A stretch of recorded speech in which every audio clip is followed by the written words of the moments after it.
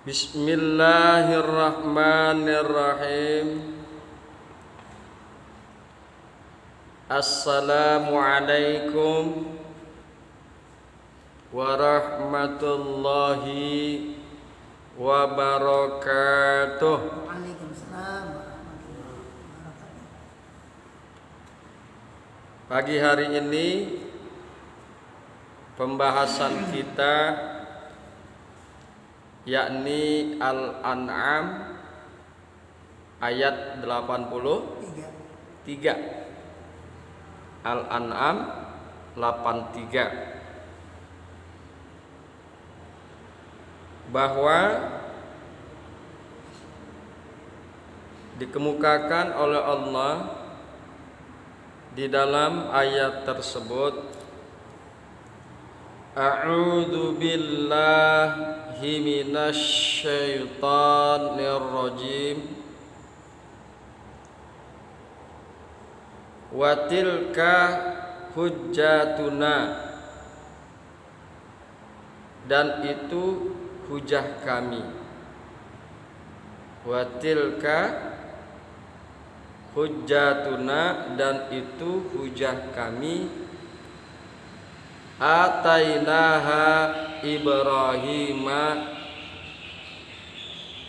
yang kami anugerahkan kepada Ibrahim, yang kami memberikan hujah itu kepada Ibrahim, ala qaumihi, atas kaumnya.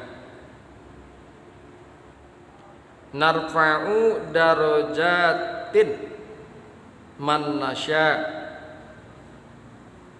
kami tinggikan sekian derajat. Kami tinggikan sekian derajat siapa yang kami kehendaki. Inna rabbaka hakimun alim, sesungguhnya Tuhanmu maha bijaksana lagi maha mengetahui. Itulah kira-kira terjemahan daripada Al-An'am ayat 83. Hadirin yang berbahagia, hamba-hamba Allah yang mudah-mudahan selalu dirahmati oleh Allah Subhanahu wa taala, bahwa hubungan ayat ini dengan ayat-ayat yang lalu cukup jelas. Kita masih membicarakan tentang Kanjeng Ibrahim alaihissalam dengan kaumnya, di mana pada ayat-ayat yang lalu terjadi perdebatan, terjadi argumentasi antara Kanjeng Nabi Ibrahim alaihissalam dengan kaumnya, sampai ada pengancaman terhadap Nabi Ibrahim alaihissalam, sampai terjadi pengancaman terhadap Nabi Ibrahim alaihissalam. Ayat ini menunjuk kepada ucapan-ucapan Nabi Ibrahim alaihissalam yang ditujukan kepada kaumnya. Hujah, hujah ini kami berikan kepada Ibrahim, kemudian Nabi Ibrahim melontarkan kepada kaumnya. Hujah ini siapa yang berikan? Allah Subhanahu wa ta'ala. Alasan-alasan, hujah-hujah, dalil-dalil yang diberikan kepada Nabi Ibrahim alaihissalam itu adalah dari Allah Subhanahu wa ta'ala. Allah lah yang mengajarkan kepada beliau, yaitu kepada Kanjeng Nabi Ibrahim alaihissalam. Oleh karena itu sekali lagi bahwa ayat ini, ayat 83 ini berkaitan erat dengan ayat-ayat sebelumnya. Hadirin yang berbahagia, hamba-hamba Allah yang mudah-mudahan selalu dirahmati oleh Allah Subhanahu wa taala. Kemudian marilah kita akan coba sedikit menyinggung tafsir Jalalain. Wa tilka hujjatuna. Wa tilka mubtadaun. Jadi tilka ini adalah mubtada. Mubtada wa yubdalu minhu, dan dibadali daripadanya. Wa tilka hujjatuna, dan hujah kami itu, dan bermula itu hujah kami, ya. Allati tajja biha Ibrahimu, yang telah menjadikan hujah dengannya Ibrahim. Ibrahim menjadikan hujah dengan hujah kami. Ala wahdaniyatillahi, atas keesaan Allah, atas ketauhidan Allah Subhanahu wa ta'ala. Min uqulil kaukabi, ialah dari terbenamnya bintang. Bintang itu kan awalnya dikemukakan oleh kaumnya Ibrahim alaihissalam. Bintang itu adalah disembah dan dijadikan Tuhan. Kemarin kita sudah ceritakan. Kemudian kanjeng Nabi Ibrahim alaihissalam menolak penyembahan terhadap bintang, ya. Karena nggak layak. Tuhan itu hilang dan tenggelam serta berubah. Wa ma ba'dahu, dan apa yang sesudahnya, ya, penolakan apa-apa yang sesudahnya. Apa itu? Matahari, bulan, begitu kan? Kemarin kita sudah bahas, ya, penolakan kanjeng Ibrahim alaihissalam terhadap penyembahan bintang Venus, bulan, dan matahari. Itu semua adalah alasan-alasan yang diberikan kepada kanjeng Nabi Ibrahim sebagai hujah, itu datangnya dari Allah Subhanahu wa ta'ala. Oleh karena itu dikemukakan wa tilka hujjatuna, dan bermula itu hujah kami, dalil alasan yang kami berikan kepada Ibrahim alaihissalam. Wal khabaru, dan bermula khobar. Tadi tilka itu menjadi mubtada. Mubtada itu butuh khobar, ya, mubtada itu butuh khobar. Wal khabaru ataina ha Ibrahim, bermula hujah kami itu adalah kami telah memberikannya kepada Ibrahim. Kalau dalam bahasa Jawa jelas tuh, utawi hujah kami itu iku kami berikan kepada Ibrahim alaihi salam. Hadirin yang berbahagia, hamba-hamba Allah yang mudah-mudahan selalu dirahmati oleh Allah Subhanahu wa ta'ala. Kita akan coba tengok tentang hujah. Kita sering mendengar kata-kata hujah, tapi banyak juga di antara kita yang nggak paham apa itu yang dimaksud dengan hujah, ya. Ulama mengemukakan hujah yakni bukti yang sangat jelas yang dianugerahkan Allah Subhanahu wa ta'ala kepada Ibrahim alaihi salam, menjadikan beliau mampu membungkam lawan-lawan beliau dengan argumentasi yang jelas. Jadi hujah itu ada sesuatu yang bisa membungkam lawan bicara kita, yang bisa membungkam, membuat diam orang-orang yang mencoba berpolemik dengan kita, beradu argumentasi. Dengan hujah tersebut, ya, maka orang yang berargumentasi, yang berdebat dengan kita, diam 1000 bahasa, nggak bisa menjawab, nggak bisa membalikan hujah kita. Maka dikemukakan oleh ulama di sini dengan kata-kata membungkam, ya. Hujah yakni bukti yang sangat jelas dianugerahkan Allah Subhanahu wa taala kepada Nabi Ibrahim alaihissalam, menjadikan beliau mampu membungkam lawan-lawan beliau dengan argumentasi yang jelas. Salah satu hujah yang beliau peroleh itu adalah ketika menghadapi penguasa masanya, Namrud.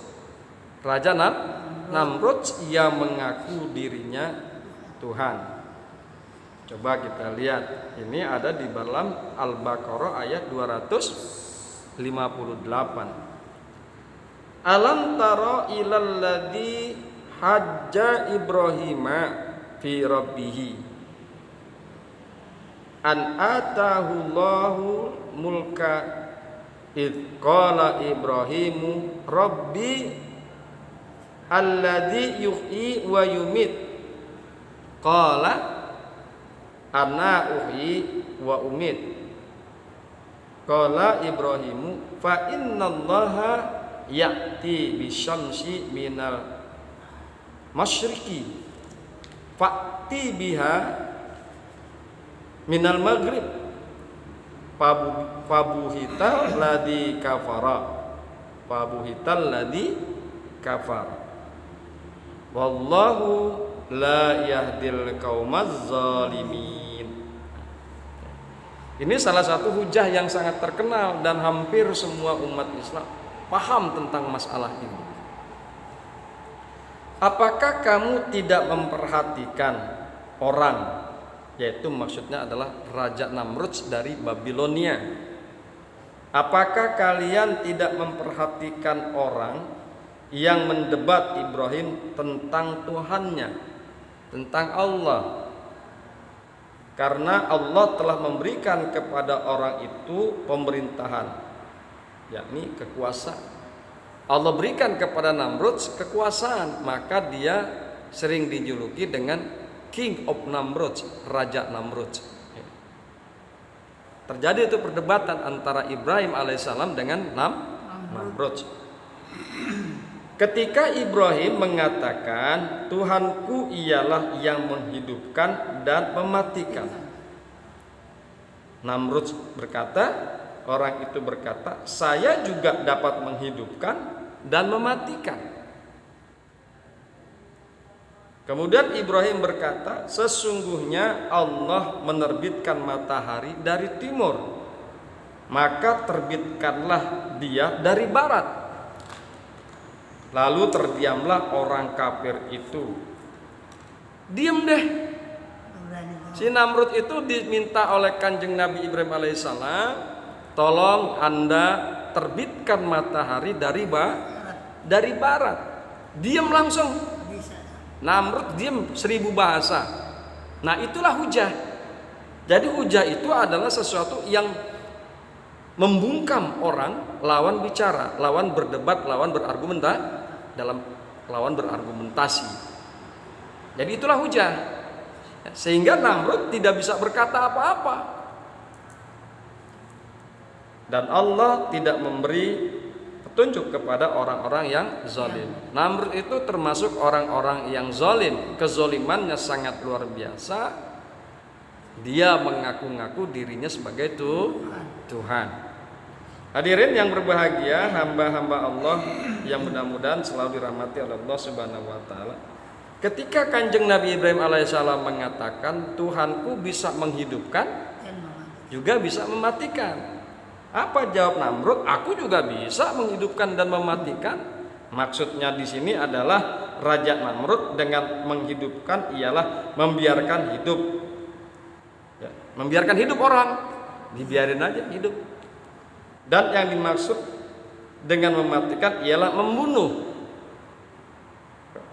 Jangankan raja, orang biasa juga bisa ngebunuh, kan begitu. Ya. Makanya akhirnya dibungkam oleh Ibrahim alaihissalam mulutnya Namrud, tolong engkau terbitkan matahari dari barat. Inilah hujah. Ya. Hujah itu seperti itu, yang bisa membungkam mulut lawan bicara kita, lawan adu argumentasi kita. Tapi hujah juga tentu dengan dalil-dalil yang jelas, argumentasi yang kuat. Kemudian hadirin yang berbahagia, hamba-hamba Allah yang mudah-mudahan selalu dirahmati oleh Allah Subhanahu wa taala. Kami berikan hujah kepada Ibrahim alaihissalam.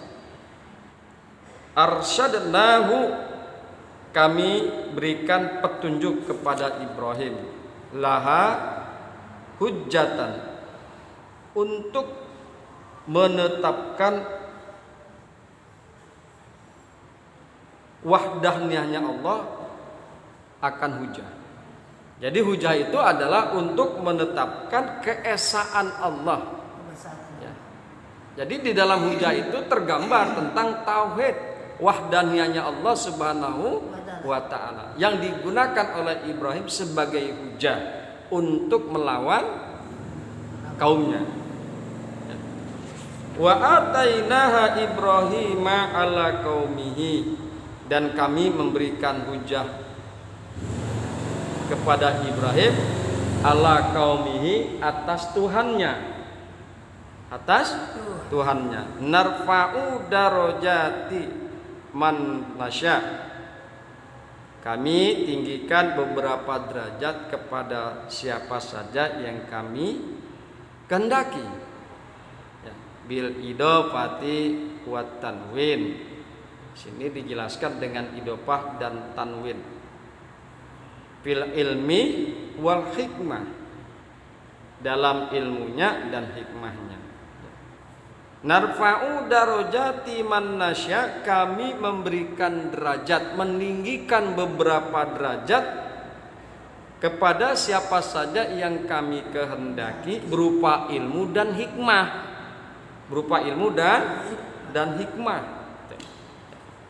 Hadirin yang berbahagia, hamba-hamba Allah yang mudah-mudahan selalu dirahmati oleh Allah Subhanahu wa taala. Apa itu yang dimaksud dengan ilmu? Kita juga sering mendengar ilmu. Apa yang dimaksud dengan hikmah? Kita juga sering dan familiar di telinga kita akan hikmah. Tapi kebanyakan juga banyak di antara kita yang gak paham tentang ilmu, tentang hikmah. Ilmu adalah pengetahuan tentang sesuatu bidang yang disusun secara bersistem menurut metode-metode tertentu yang dapat digunakan untuk menerangkan gejala-gejala tertentu di bidang pengetahuan itu. Dalam hal ini masalah tauhid. Masalah tauhid wahdaniyahnya Allah. Yang Allah berikan kepada Ibrahim alaihissalam, yang berupa ilmu tentang keesaan Allah Subhanahu wa taala. Kemudian juga kami berikan hikmah, ya, kepada siapa saja yang kami kehendaki. Narfa'u darajati man nasya, kami mengangkat beberapa derajat kepada siapa saja yang kami kehendaki, kepada siapa saja yang kami kehendaki berupa ilmu dan hikmah. Apa itu hikmah? Dalam mafahumul hikmah fid da'wah, dalam kitab tersebut Dr. Saleh Ibnu Abdullah Ibnu Humaid menjelaskan kata hikmah berasal dari kata al-hakamah. Hikmah berasal dari kata al-hakamah, yaitu tali kekang binatang yang dengannya orang bisa mengendalikan hewannya sesuai dengan keinginannya. Diharapkan dengan hikmah orang itu bisa terkendali dari akhlak-akhlak yang tidak terpuji. Jadi Allah itu memberikan kepada Ibrahim alaihissalam hikmah, sehingga dengan hikmah tersebut Nabi Allah Ibrahim alaihissalam terhindar daripada perilaku dan akhlak yang tidak baik. Terhindar daripada perilaku dan akhlak yang tidak terpuji. Dan ini kepada seluruh nabi, kepada para rasul diberikan ilmu dan hikmah. Makanya nabi dan para rasul memiliki kedudukan atau derajat yang tinggi dibandingkan dengan makhluk-makhluk yang lain. Inna rabbaka hakimun. Di penghujung ayat Allah mengemukakan inna rabbaka hakimun, sesungguhnya Tuhanku maha bijaksana fi son'ihi dalam perbuatannya. Allah itu maha bijaksana dalam perbuatannya, dalam penciptaannya. Allah maha bijaksana ya, sesuai dengan kondisi, sesuai dengan kebutuhan dan lain sebagainya ya. Jadi segala yang diciptakan oleh Allah Subhanahu wa taala itu penuh dengan kebijaksanaan yang Allah curahkan kepada segala bentuk penciptaannya. Allah jadikan kita seperti ini. Ya, kita ini penuh dengan kebijaksanaannya Allah. Inna rabbaka hakimun fi son'ihi, sesungguhnya Tuhanku maha bijaksana dalam perbuatannya, dalam perilakunya, dalam ketentuannya. Allah itu maha bijaksana. Alimun, dan juga Allah maha mengetahui bi khalqihi, dengan makhluknya. Allah maha mengetahui baik secara batin, baik secara zahir maupun batin. Yang nyata Allah maha mengetahui, yang tersembunyi juga Allah maha mengetahui.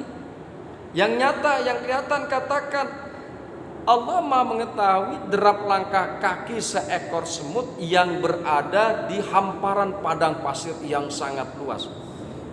Semut itu kan gak ada seujung kuku kita gak bisa melihat, makhluk gak bisa melihat.